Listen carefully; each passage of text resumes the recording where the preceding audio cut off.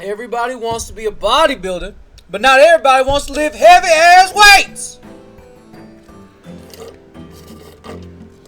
What the fuck is up, gamers? It's your boy the Goods, and we are here for episode number 56 of the Great Ace Attorney Chronicles, and hopefully we can complete this as fast as possible. I say while making it take longer than it needs to be. In the last episode, some crazy shit happened, and in this episode, we're going to continue seeing what happens. So, witness, please state your name and occupation for the court. Eugene Miko Toba, lecturer in forensic medicine at the Imperial Yume University in Tokyo, Japan. Oh, my girl is here. And Professor Miko Toba, the young lady beside you is... This is Dr. Maria Gorey, Scotland Yard's practicing coroner, the daughter of Dr. Scythe, I understand. Yes, Dr. Scythe. I'm afraid I can't tell you why she's here. She just appeared. She does that whenever I'm here. You summoned this strange Japanese man as a witness to that autopsy. But you don't summon Mama. That makes no sense. She was there too. That's about the size of it.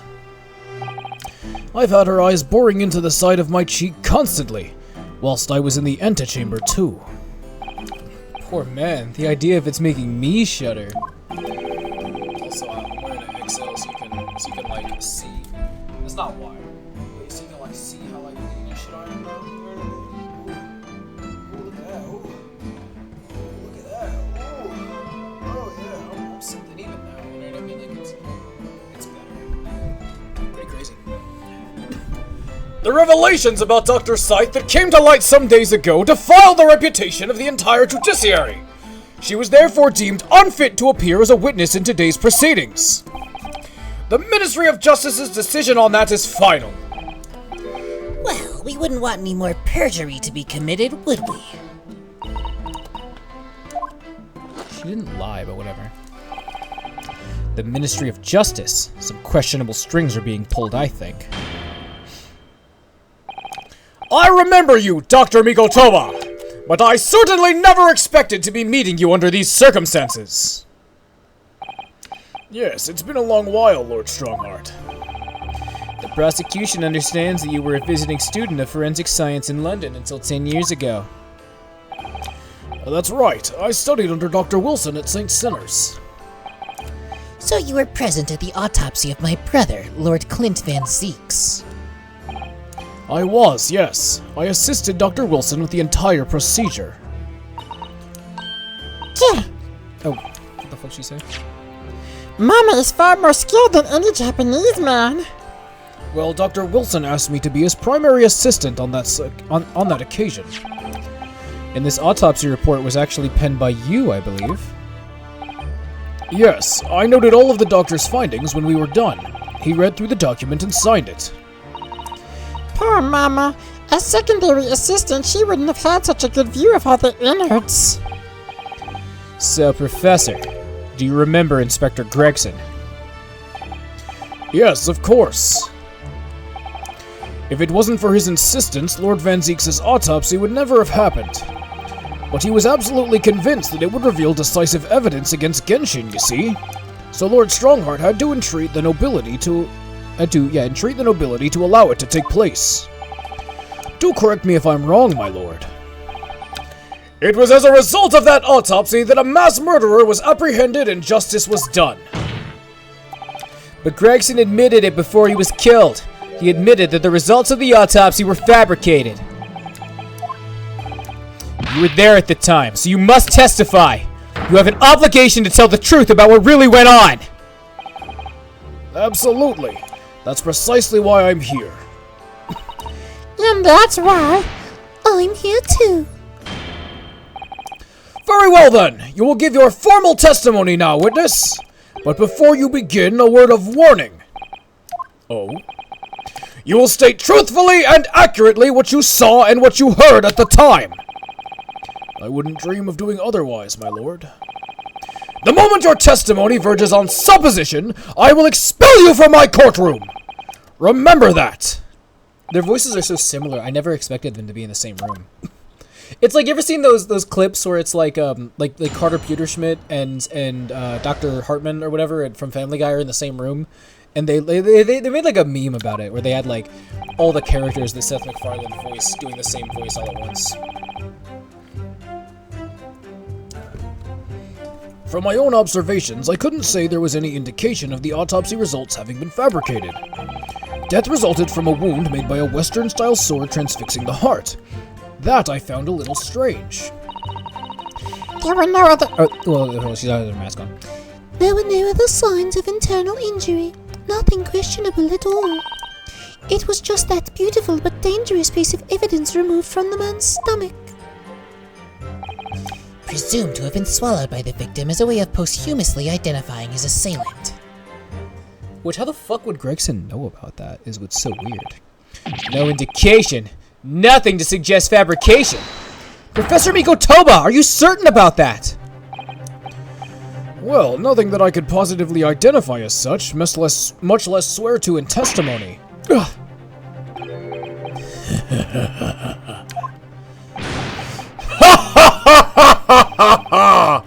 Well, that clears things up nicely! The only fabrication here, Asogi, has come from you! What? You claim the inspector confessed that just before his death, but that is the fabrication! No, he freely acknowledged it. I swear he did. Freely? With the tip of a sword at his throat? The man was clearly at his wit's end. The court will give no credence to this confession that was uttered in obvious desperation. Quite simply, there was nothing questionable about the investigation of Lord Clint Van Zeek's death. And with this testimony we have, without question, uncovered the whole truth of the matter. It's a good thing that I get to cross-examine. If I may, my lord. There was most certainly something questionable about it, and the whole truth does rather elude us, I feel. I beg your pardon! Well, you're obviously aware of the facts of the case. All 4 of the professor's previous victims died when an enormous beast was set upon them that ripped out their throats. Yeah, that's what I wanted to know. Oh, such horrifying crimes. But curiously, the killer's last victim, Lord Clint Van Zeeks, suffered a different fate. Yes, you're right. He was stabbed through the heart with a sword. That's enough! I believe I warned you about this, witness. I promised to curtail your testimony as soon as it entered the realms of supposition or speculation. Very well, my lord. In that case, the defense will pursue a conclusion to this during the cross-examination. What? I have the right to cross-examine every witness after testimony. And I fully intend to exercise that right! Ryunosuke. I'm afraid that even the presiding judge has no authority to contravene the letter of the law, as I'm sure every member of the judiciary present in the gallery would agree. Yeah, you what the fuck are you doing, jackass? Fucking... Very well. You may begin, counsel. However, the moment your argument strays from the established facts, I will not hesitate to bring the cross-examination to an end. Proceed with caution. Yes, my lord. Okay, so I had very much hit everything, so I need to do that. Okay. I have to press statement 4. Hold it! What exactly was it, though? What does beautiful but dangerous mean? Well, it was sparkly and round with a hole, as if it might slip over a finger, perhaps. It was a ring belonging to Genshin Asogi. My father's ring was inside the victim's stomach? At the time, Genshin wore a large ring on the digitus quartus of his left hand, the 4th or ring finger. I'd understood it was some sort of keepsake. When my father left Japan for London 16 years ago, I was 8 years old. But I remember that ring. You do? My father's possessions were sent to our family's home in Japan after his death, but the ring wasn't among them. Obviously not! It was a key piece of evidence! It remains under lock and key in the stores at Scotland Yard to this day. After the autopsy, Genshin was summoned by the police to check for the presence of his ring. It wasn't on his hand, of course, Moreover, there were deep abrasions on his finger where it had been pulled off. They arrested the man there and then, right before my eyes. How could they?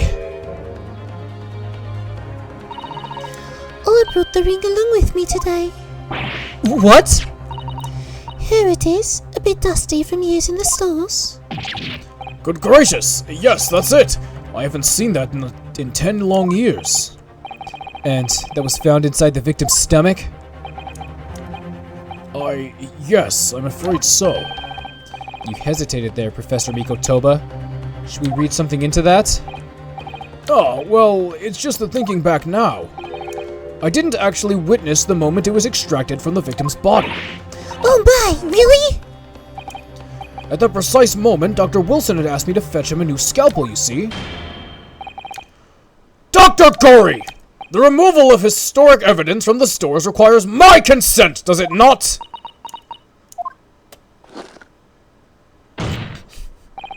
However it came to be here, the court cannot deny that this is crucial evidence for today's proceedings. Very well, you may submit it. Yeah, he's going to jail after this, who cares? It's not the sort of ring normally seen in Japan. They almost look like claws protecting that jewel. We must examine it very carefully, Mr. Naruhodo. Very carefully indeed. Okay, so... I need to present it on statement 3. God fucking damn it, go back. No other signs of... What?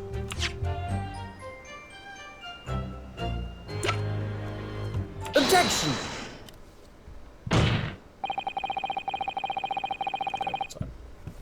This court has heard that the ring was extracted from the victim's stomach, but you didn't actually see it being removed, did you, Professor Mikotoba?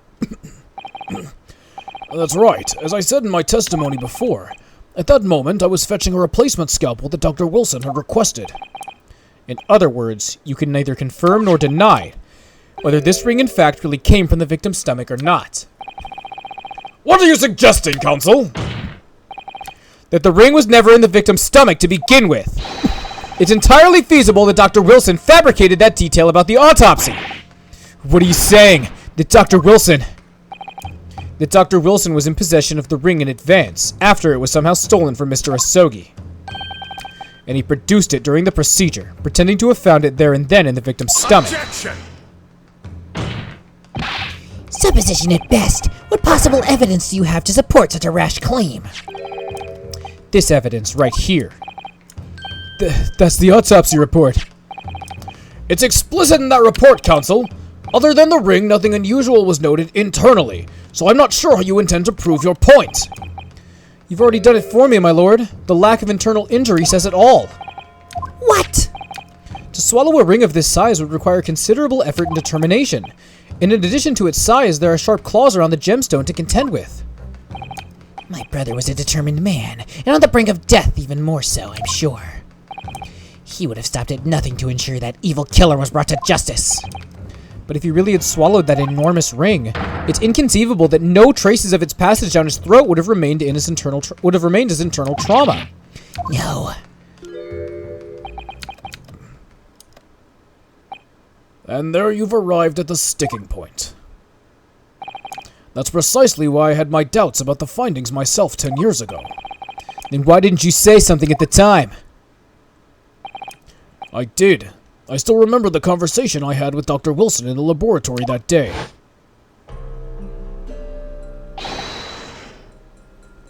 Look at this! Now this is a very curious thing to find in a man's stomach, couldn't you say? But isn't that rather peculiar, Dr. Wilson? What's that now, Mikotoba? Well, if he'd swallowed a ring of that size, with those sharp metal claws that it has... I'm trying to, young his voice down. It's not working. Surely you'd expect to see damage to the throat and esophagus, or torn mucous membranes at the very least. Dr. Mikotoba, may I remind you that I have vastly more experience than you. I'm terribly sorry.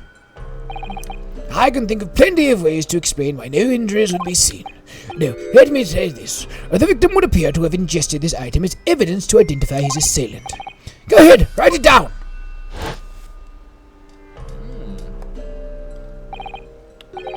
So I was right. Dr. Wilson deliberately fabricated the results of the autopsy to implicate my father. I'm disappointed, Counsel. That argument is nothing more than speculation. What? Dr. Wilson was Britain's leading authority on forensic science and autopsy work. There's no scientific basis on which to doubt the man's expert opinion. Pardon the interruption, my lord, but damage to the mucous membrane of the throat is easily identified even in living subjects. Using a device called an endoscope, recently demonstrated in practical use in France. I want one! The government can pay. I don't think so! And Dr. Gory, rest assured that your removal of evidence from the stores without permission will not go unpunished. We open up the dead to find the truth. I beg your pardon! But Mama, she chose to stitch her corpses up with all her secrets inside. That's wrong. Dr. Gory, it's looking as though she's chosen to walk a different path to her mama. Yo, Dr. Gory MVP, hello? Yes, the ring. What about the ring? I just remembered something. An earlier incident. What incident? The one I recounted to you before, about a memory I have. Of Genshin Isogi saving my life. What? My father saved your life? It was 10 years ago on a foggy night. Genshin and I were walking down some back streets at a late hour. All of a sudden... Taro the Pipe, you coming with us? all of our assailants were armed with pistols, their faces obscured by scarves. The next thing I knew, there was silence all around. Genshin lay on the cobbled street. Blood was seeping from his left hand. He'd shielded me. It was on the ring finger of his left hand that he used to wear that ring. Are you saying... I've always believed those thugs were after me. But now I'm starting to question if perhaps I wasn't the intended target after all. Wait, but... Genshin was arrested 2 days after that attack. And in that short interval, the decisive evidence needed to indict him was miraculously found. You mean the ring was stolen from him? You think that's what those thugs were after that night? Oh, to get it to plant. Objection!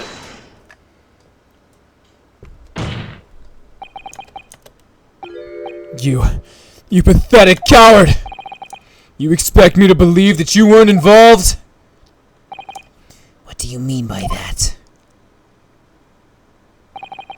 It was you, wasn't it? You're the one who took it. You stole my father's ring! You set the whole thing up, so objection! Kazuma! Open your eyes! Rinosuke, you must know deep down.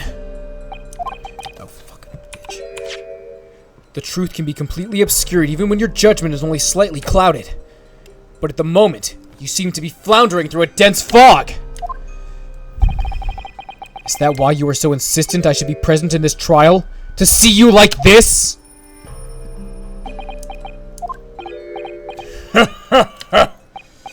Well, this is an amusing spectacle. With a grandiose expression on your face, as if you were Lady Justice herself. It seems you've thoroughly convinced yourself of this alleged fabrication of the autopsy results. So much so, you're apparently blind to the blatant contradiction that would be born out of it. Though it's extremely hard to believe, let us imagine that there was some misconduct during the autopsy. If that were the case, why would Asogi not have disputed the findings in his trial? Oh. In the closed court hearing 10 years ago, the defendant never once denied the claims against him. Isn't that right, Lord Van Zeeks? Yes, that is indeed correct. Upon hearing the verdict of guilty, he merely closed his eyes, quietly accepting the judgment. The actions of a man who has accepted responsibility for his deeds and is resigned to his fate. But But then... Oh my, that is very strange. If Mr. Asogi did nothing to oppose the charges against him, then... that would surely mean there was no fabricated evidence. An obvious conclusion at which you should have arrived many minutes ago, Prosecutor Asogi. Your twisted loyalty and clouded judgment are hampering your ability for logical thought. Genshin Asogi's silence at his hearing can mean only one thing. There was no fabrication of evidence during the autopsy of his final victim 10 years ago.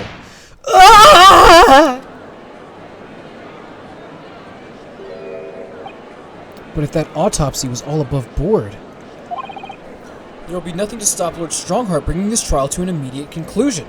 Objection! Look at that. It's Cosmo, obviously. Jesus Christ. Thank you, Ryunosuke. If it wasn't for your frank words just now, this trial may very well have ended prematurely. Kazuma! What's this latest absurdity, Counsel? My lord, your reasoning is perfectly sound, but for one giant hole. I beg your pardon? You claim my father's silence was due to the fact that there was no fabricated evidence. But there's another possible explanation. You've overlooked the possibility that he had a reason for maintaining his silence. Objection! Silence that would lead him to being convicted and sent to his death? If the autopsy results were an invention, then there's no conceivable reason why the man wouldn't have protested. Oh, those results were an invention, alright. There's no question of that. Or are you forgetting the two people with a connection to that autopsy have been assassinated? If I force the grievances I feel from my mind, I start to see you in a very different light. I think perhaps it's you who's been living in delusion these 10 years. Me? Kazuma-sama has created one last chance for us here, Mr. Naruhodo. If we can only show there was a reason for his father's silence in his trial. A real reason why the man would have said nothing even though he was innocent.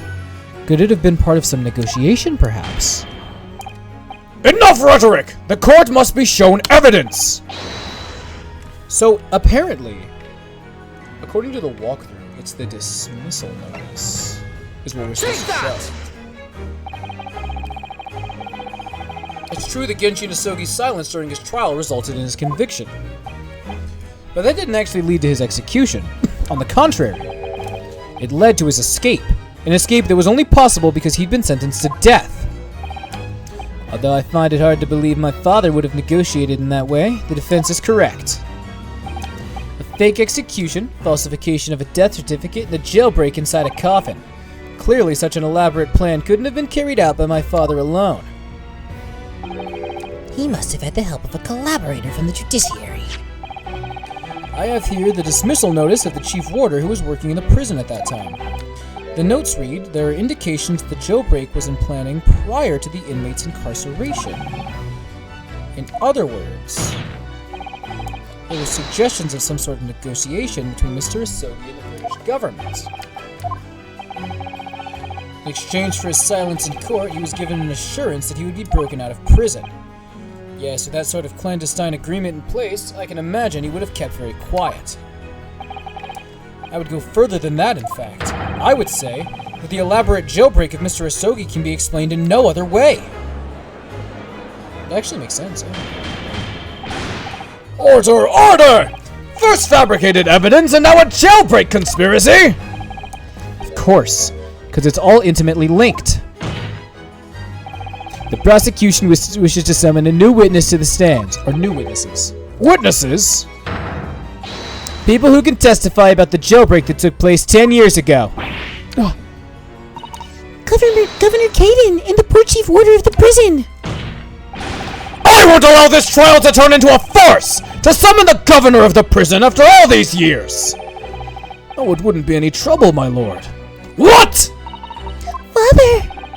My dear friend may appear a little rattle-pated at times, but I can assure you he's extremely thorough. He wired both Barclay and the local prison earlier. Asking Governor Kaden and Mr. Vigil to attend the Old Bailey is a matter of extreme urgency. Mr. Sholmes did that? Are you telling me that? Both men are, unless I'm much mistaken, waiting just outside the courtroom at this very moment. Yo, Sholmes and Miko Toba coming clutch at the end is actually fucking insane. My lord, you must permit this trial to proceed as you declared at its outset. You promised that we would stop at nothing to uncover the whole truth from behind these disturbing findings. Very well! Bring in the witnesses! Make no mistake, I too would like nothing more than to lay this business to rest once and for all.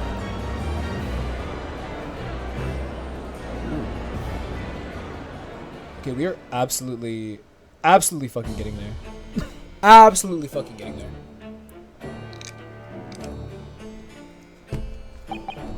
Would the new witnesses state their names and occupations for the court, please? I, Barry Caden, Governor of Barclay Prison. Everyone call me Gossip. I sell jaunty little tidbits to, your other persona, if you don't mind. Oh, I do beg your pardon, of course. Fucking guy. My name is Daily Vigil. I used to be the chief warder at Barclay Prison. The reason you've been summoned here to court today is to testify about the jailbreak of the so-called professor 10 years ago. Lord, the professor? We've already been through all this before, a decade ago. And the conclusion was that there was not anything until it happened. A convict escaped from your prison, Governor. Hardly what you'd call nothing untoward. Right, well... The convict's death certificate was somehow falsified after he was allegedly executed, and he escaped the prison inside his own coffin.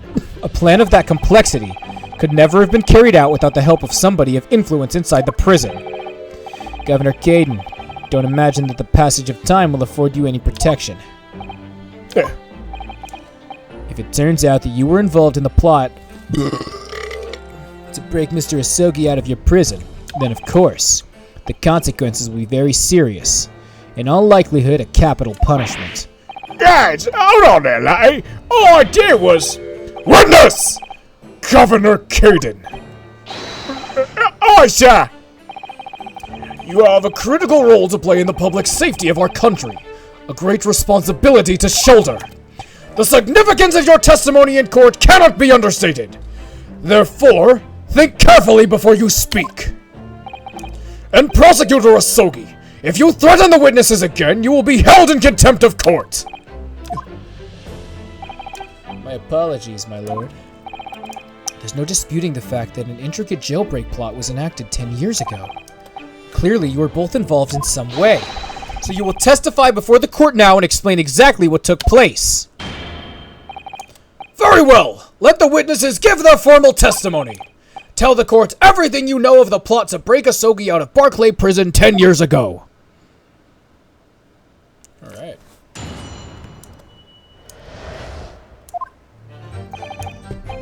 It was the day that Japanese jock was found guilty. The directive came from the prosecutor's office. I assigned a convict to the chief warder vigil here and put the plan into action behind the scenes. I was responsible for Asogi right up until the night of his execution, but I knew nothing of any plot. I'll let out kid if there were some negotiations between the convict and the prosecutor's office. All I did was carry out my duty for Her Majesty's Great British Empire. I think you're both full of shit, actually. A directive from the prosecutor's office. Are you saying that was the jailbreak plot? Aye, that's right. Who sent it? Who authorized that plan? I do not care that. You're saying you don't know? Listen, there was not a thing about that professor case that wasn't unusual in some way. I did not ask any questions. I just did what I was told to do. More than that, I'm gonna tell you. I see. But if the jailbreak plan originated from the prosecutor's office, then one thing is very clear. As suspected, there were clandestine dealings going on between Mr. Asogi and that office. The jailbreak was promised in exchange for Mr. Asogi admitting to crimes he didn't commit. Huh. That, counsel, is nothing more than speculation on your part. So, let me ask the defense. Oh, yes, my lord? I fail to see how these witnesses have any more pertinent information here. Do you intend to assert your right to a cross-examination? In the next episode, who knows? We'll have to see. For now, I'm going to end the episode. Thank you so much for watching. I will see you next time. Bye-bye.